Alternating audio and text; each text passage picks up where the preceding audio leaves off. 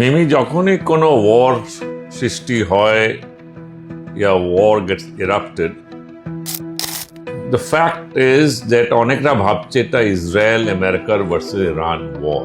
সেটা কিন্তু সত্য নয়। তো করে গোল্ডে মার্কেটিং করে, এখন সিলভারে মার্কেটিং করছে।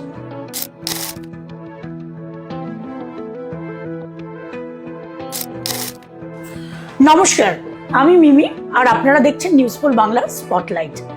আজকে স্পটলাইটে যিনি আমাদের অতিথি, সে শুধু পৃথিবী খ্যাতই নয়, সে একজন গর্বিত বাঙালি। কারণ বাঙালি ব্যবসা পারে না, এই কথাটা বহু বছর আগে কিন্তু তিনি নস্যাৎ করে দিয়েছেন। হ্যাঁ, আজকে আমাদের অতিথি শ্রী রাহুল রয়। শ্রী রাহুল রয় একজন সফল ব্যবসায়ী এবং সারা পৃথিবীতে তার কিন্তু খ্যাতি ছড়িয়ে আছে।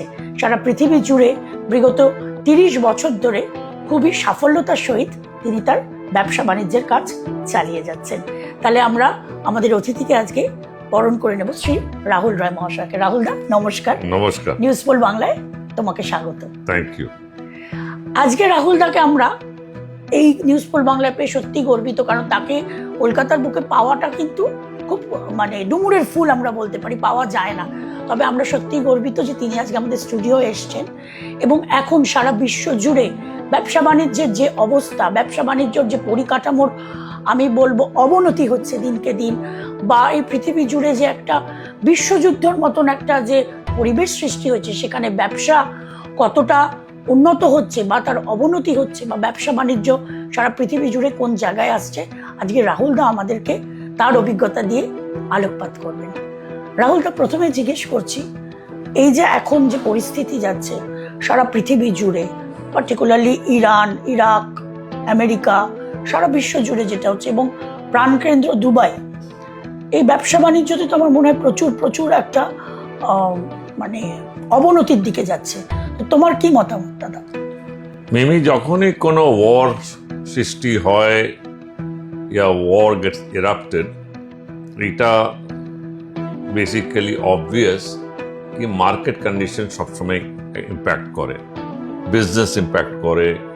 আর বিজনেস ইম্প্যাক্ট করলে এমপ্লয়মেন্ট ইম্প্যাক্ট করবে, ইম্প্যাক্ট করলে ইনফ্লেশন বাড়ে, তারপরে আনএমপ্লয়মেন্ট শুরু হয়ে যায়। তো একটা কিওটিক সিচুয়েশন তৈরি হয়ে যায়। অনেকটা হয় বিকজ অফ রুমার, যেমনি এখানে এই দেশেই হলো কি গ্যাসের শর্টেজ না হয়ে গ্যাসের শর্টেজ করে দেওয়া হলো, ব্ল্যাক মার্কেটিয়াররা একদম অ্যাক্টিভ হয়ে পড়ে। ওয়ার্ল্ড ওয়াইড এই জিনিসগুলো হয়, কিন্তু ওয়ার জিনিসটাই খারাপ। তাই জন্য war situation always going to have a deep impact on economy, on all kinds of business environment, আর life also gets very unrested. তখন কি হয়, নিজেদের মধ্যে একটা রেশারেশি, একটা hatred and survival for the fittest condition তৈরি হয়, which turns into lot of violence, more corruption and more disturbance. আচ্ছা দাদা, একটা প্রশ্ন করব। এই যে বিশ্বজুড়ে যুদ্ধ, হঠাৎ দেখছি যুদ্ধ, এই যুদ্ধর সূত্রপাত কেন? আমরা হয়তো কলকাতায় বসে এটা বুঝতেও পারছি না, আমরা বিভিন্ন দেশি বিদেশি চ্যানেল থেকে হয়তো একটা আভাস পাচ্ছি। তবে তুমি তো নিজে সারা পৃথিবী ঘুরছো তোমার ব্যবসা বাণিজ্যের কারণে, তুমি আমাদের আলোকপাত করতে পারবে এই যুদ্ধ সূত্রপাতটা হঠাৎ করে কেন? এইটা দ্য ফ্যাক্ট ইজ দ্যাট অনেকরা ভাবছে এটা ইসরায়েল আমেরিকার ভার্সেস ইরান ওয়ার। সেটা কিন্তু সত্য নয়। ইয়েস, ইসরায়েল একটা অ্যাডভান্টেজ নিয়েছে because of a global crisis between Shia and Sunni regarding Iran's atomic and nuclear power. আজকে ইরানের নিউক্লিয়ার বম মানে হচ্ছে এটা শিয়া বম, আর শিয়া এখন মুসলিম ওয়ার্ল্ডে একটা মাইনরিটিতে আছে।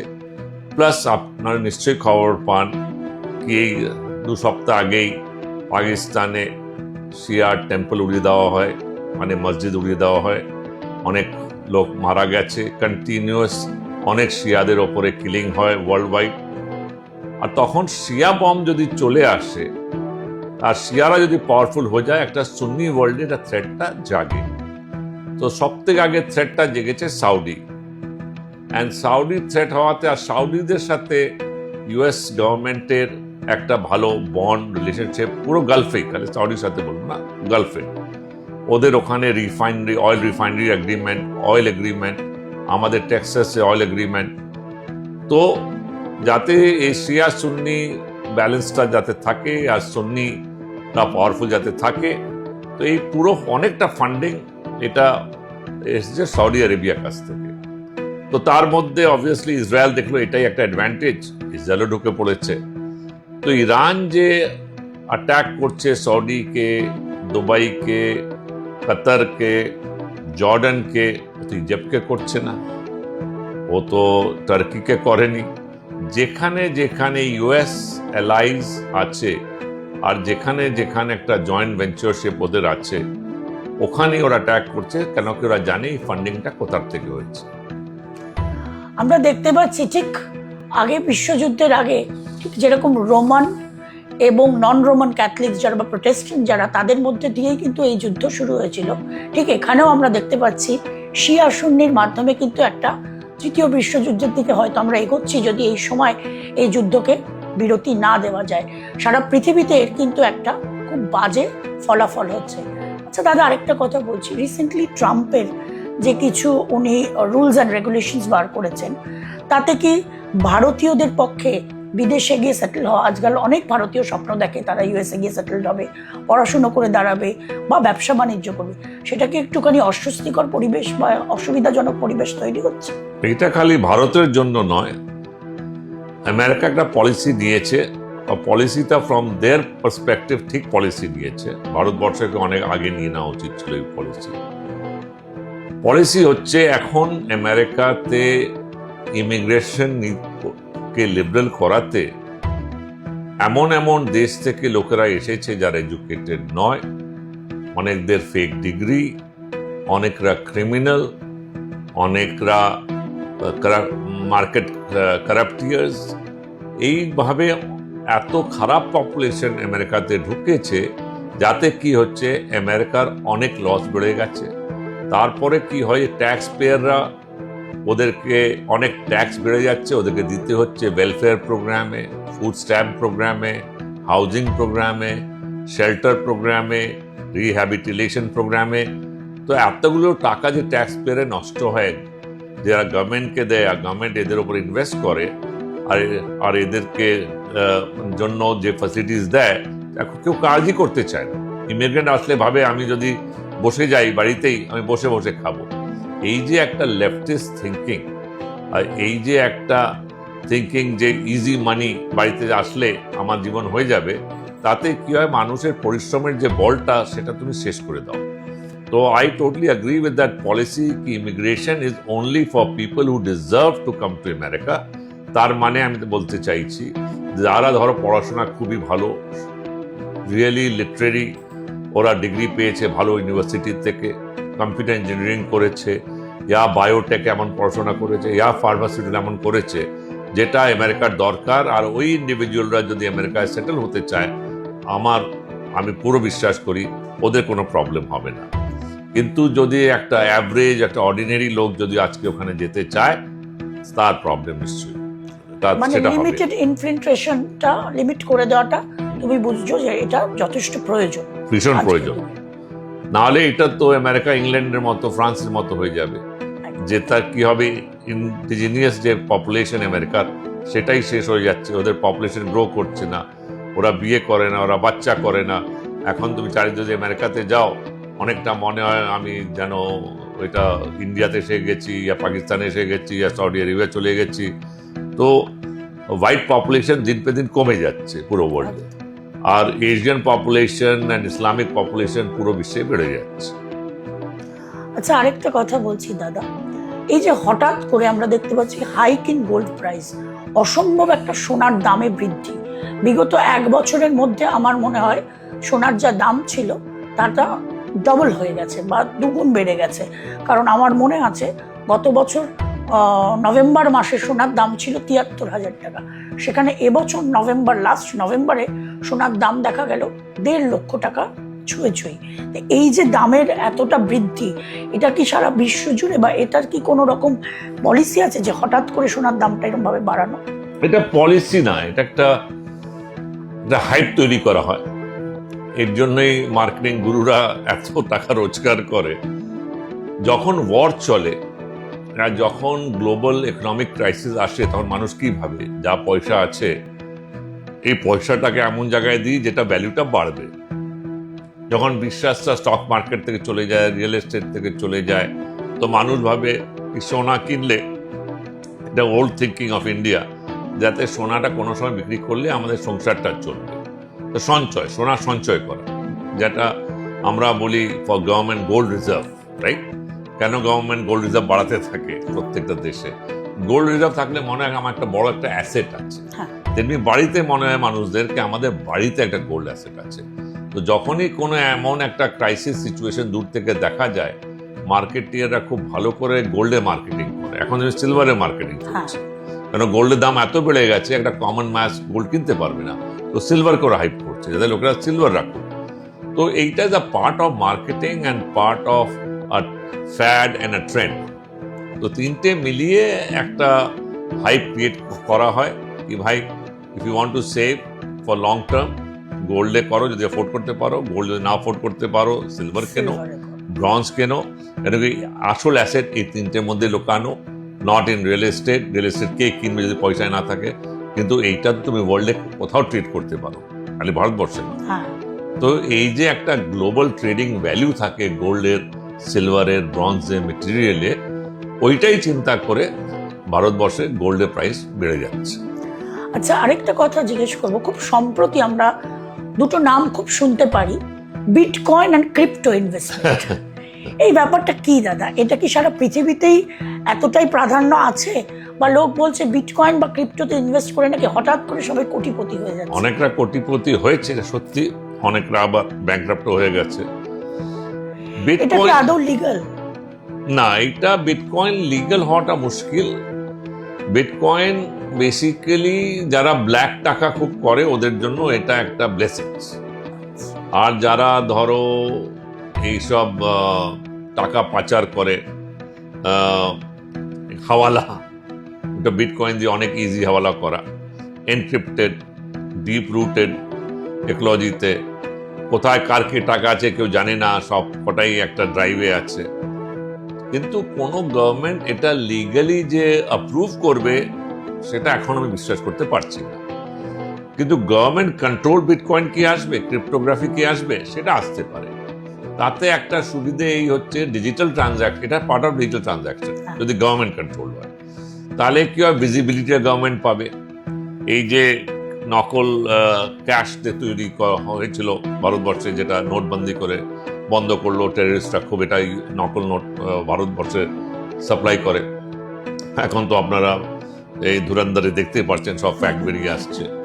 যাই হোক, এইসব ঘটনা যেগুলো ঘটে গেছে ভারতবর্ষে, এটার জন্য যদি government control with some integrated visibility থাকে, transactional visibility, this will protect India from lot of these hawala cases and money laundering cases. আচ্ছা, সারা দেশ বিদেশের কথা তো বললাম, চলে আসি আমাদের রাজ্যে। আমাদের মাননীয় মুখ্যমন্ত্রী খুব সম্প্রতি এক বিজনেস সামিট অর্গানাইজ করেছিলেন। তো দাদা, তোমার কি মনে হয় এই বিজনেস সামিটগুলো কি আমাদের পশ্চিমবঙ্গে ইনভেস্টার্সরা দেশ বিদেশ থেকে আসবে, বা এতে আমাদের ইকোনমির, রাজ্যের ইকোনমির কোনো চেঞ্জ, বা আমাদের ছেলেমেয়েরা তাতে উন্নত হবে, তারা চাকরি বাকরি পাবে? বিজনেস সামিট করা খুব দরকার, কেন কি বেঙ্গল এখনো নিজেকে ঠিক করে মার্কেট করতে পারেনি। এই ইনিশিয়েটিভটা আমি অ্যাপ্রিসিয়েট করি। টাকা উঠুক না উঠুক, কত ইনভেস্টমেন্ট হয় সেটা দিয়ে আমি এত কনসার্ন নয়। কনসার্ন হচ্ছে কি একটা ভিজিবিলিটি, একটা তোমার business, ease of business, ease of acceptability, no red tapism, এইটা যদি ঠিক করে মার্কেট করা যায়, আর বেঙ্গলকে যদি দেখানো হয় বিশ্বের সামনে, অন্য স্টেটে is a friendly state of doing business for startups or big industry or SMEs, তাহলে বেঙ্গলের ছবিটা পাল্টাবে। তো এই ইনিশিয়েটিভটা খুব ভালো। অ্যান্ড কত চাকরি হবে না হবে এটা পরের কথা। আগে যে একটা আমাদের ইনফেকশন লেগে রয়েছে কি Bengal is not for business, ওইটা কিন্তু দূর করতে হবে।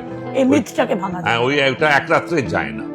তাই জন্য এইসব বিজনেস সামিট হোক, কনফারেন্সেস হোক, কনফ্লুয়েন্স হোক, সেমিনার হোক, চাই গভর্নমেন্ট করুক, চাই আমরা করি, বেঙ্গলের জন্য একটু চালিয়ে যেতে হবে।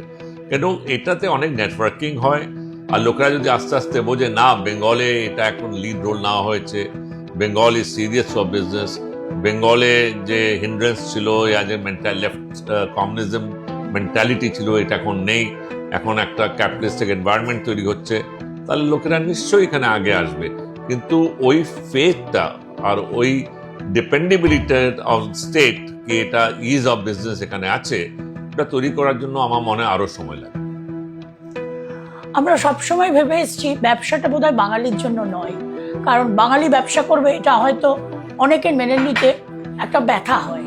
কিন্তু রাহুলদার মতন কিছু বাঙালি আছেন, আরও প্রচুর বাঙালি আছেন যারা কিন্তু নিজের দেশে বা নিজের রাজ্যে সীমিত রাখেনি, সারা পৃথিবী জুড়ে তারা খ্যাতি অর্জন করেছে।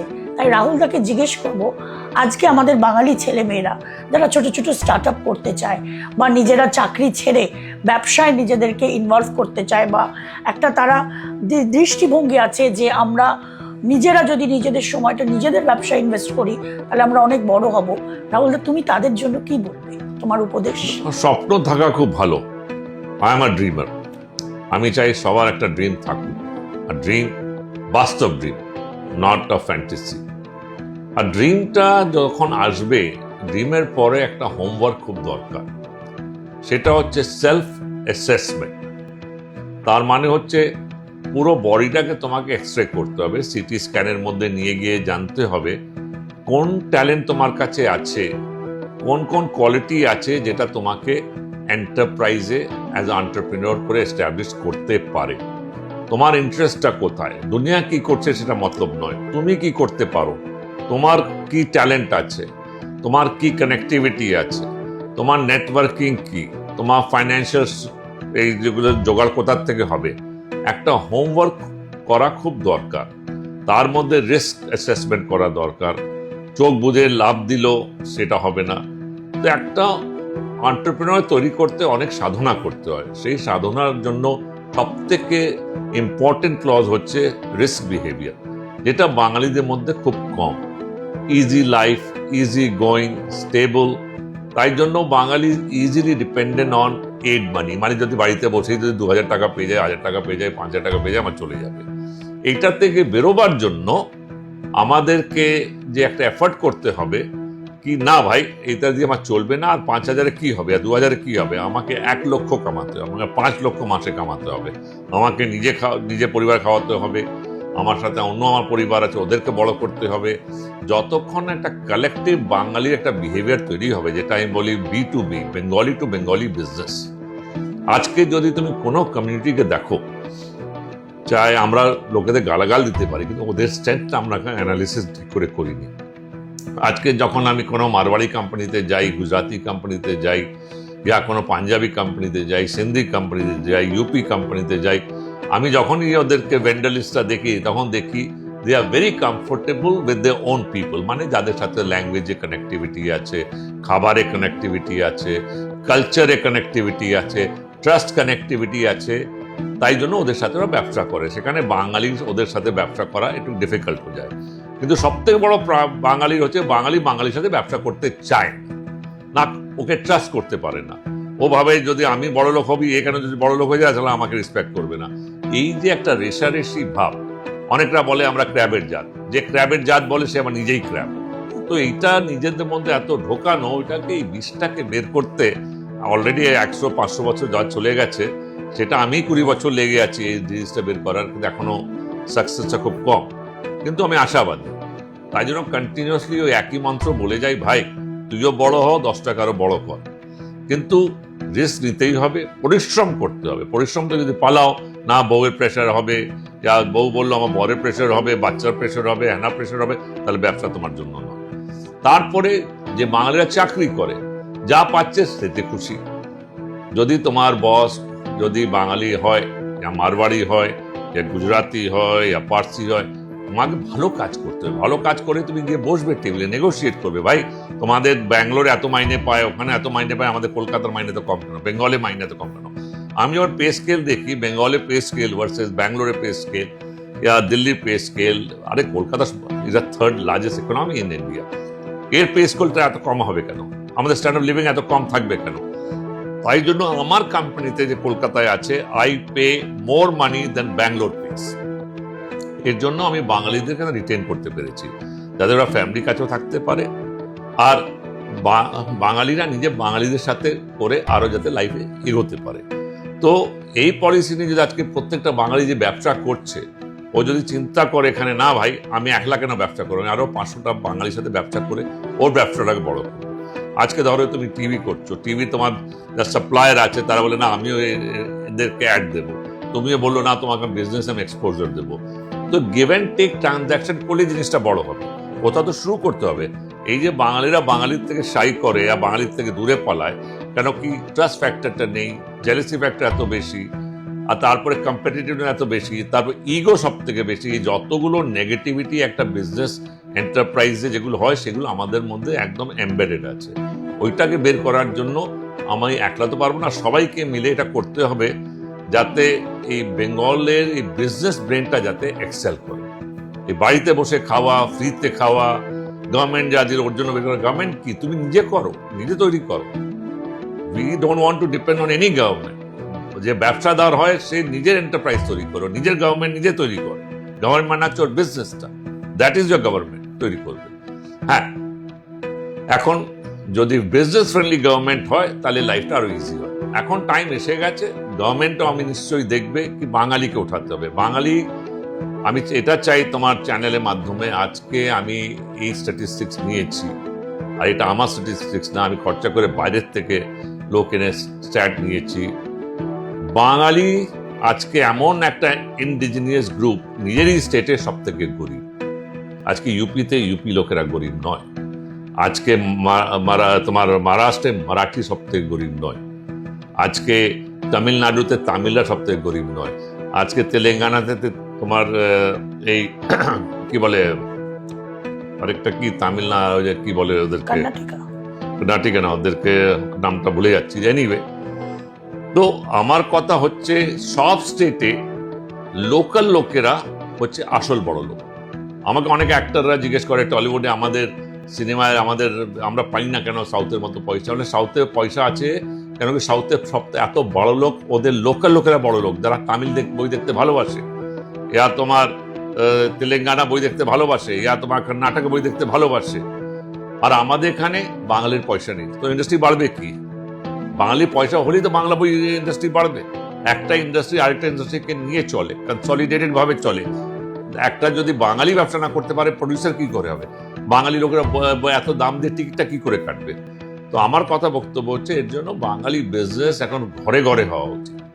আর ছোট বিজনেস, লোকেরা ভাবে ইন্ডাস্ট্রি কোনোদিন বড় এমপ্লয়মেন্ট ক্রিয়েট করে না।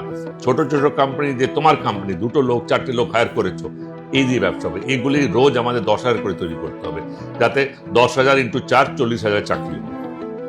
That we should be selling here. আজকে আমরা রাহুল দার থেকে প্রচুর ব্যবসা সম্বন্ধে অনেক রকম তথ্য পেলাম, এবং আজকে উনি এইটুকু সময়, স্বল্প সময় কিন্তু বুঝিয়ে দিলেন যে ব্যবসা শুরু করতে গেলে কি করতে হয়, একটা স্টার্ট আপ শুরু করতে গেলে তার বেসিক রিকোয়ারমেন্টসগুলো কি। এবং এত ভালো লাগে যে আজকে বাঙালি যে ব্যবসা করতে পারে এবং বাঙালির হাত ধরে যে এগিয়ে যেতে পারে, সেই মতামত কিন্তু রাহুল দাও আজকে একই জায়গায় আমাদের এখানে বসে বলে গেলেন। আজকে আমরা সত্যিই গর্বিত রাহুল দাকে পেয়ে, এবং বাঙালি হিসেবে আমাদের প্রত্যেকটা বাঙালি আমাদের এই গর্ব হওয়া উচিত যে আজকে তিনি সারা পৃথিবী খ্যাত হয়েছেন এই বাংলার থেকে। আশা করব বাংলায় ভবিষ্যতে আমাদের রাহুল দার মতন এরকম অনেক রাহুল দা সারা পৃথিবীতে খ্যাত হবেন এবং আমাদের নিউজ পোল বাংলা স্টুডিওতে আসবেন, তাদের জীবনী আমরা তুলে ধরবো আপনাদের কাছে। আশা করি আজকে আপনাদের সকলের ভালো লেগেছে নিউজ পোল বাংলা আমাদের এই স্পটলাইট অনুষ্ঠানটি ভালো লাগলে অবশ্যই আমাদের চ্যানেলকে ফলো করুন, লাইক করুন এবং সাবস্ক্রাইব করুন। ধন্যবাদ রাহুল দা, তোমার এই মূল্যবান সময় দেওয়ার জন্য। ধন্যবাদ আপনাদের সবাইকে।